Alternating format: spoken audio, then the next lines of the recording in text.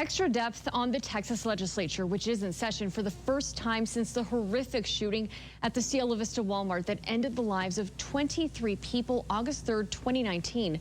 So much has happened since then. The pandemic and the subsequent stay-at-home orders, their ripple effects, and a crippling snowstorm. But one local lawmaker is not easing up on his push to make changes to gun laws.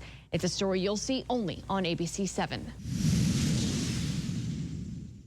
It is an issue that is urgent and pressing for people like us here in El Paso because of the tragedy we encountered, and we got to make sure that other people don't forget that. The mass shooting at the Cielo Vista Walmart in El Paso is prompting El Paso State Representative Joe Moody to take action this legislative session.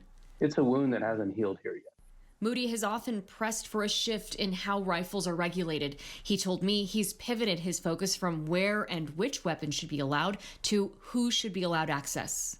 Moody told me he's looking to amend the law regulating protective orders, expanding a judge's purview regarding who should not be granted access to weapons based on the accusations they face. Right now, those crimes are stalking, indecent assault, domestic violence, human trafficking, and sexual assault.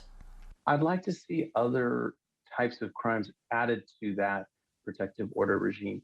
Things that look like dangerous conduct so the judge can make that same determination, something like a terroristic threat, maybe different forms of harassment. Moody also has hope that legislators will agree to call for more regulation on private sales, often called the gun show loophole. Moody says he was encouraged by the outcome of the governor's roundtable discussions after the El Paso and Odessa shootings, saying the talks uncovered consensus about those proposals, as well as one referred to as lie and try. Someone lies on their background check. Right now, that's a federal offense, not a state offense. And there was broad consensus that we need to make that a state offense as well. And this guy that shot up Sutherland Springs would have been denied. He had felonies. Stephen Williford can envision how that bill would play out if it became law in the state. We're going to come to your door and we're going to arrest you because you filled out forms, government forms, and you lied on them. That's another felony. The man who 4 years ago shot the gunman who massacred 26 people in a church in Sutherland Springs, Texas, recently told me he has personally urged the governor to sign that into law. He said, well, we could do something at the state level to help things like that go through. The state of Texas needs to take the bull by the horns.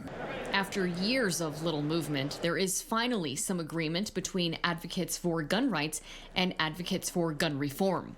There's things like that that we can do that would make a difference. But we can get there. It is not impossible. I intend to put every effort into it, and I intend to ask people to honor their word from those conversations.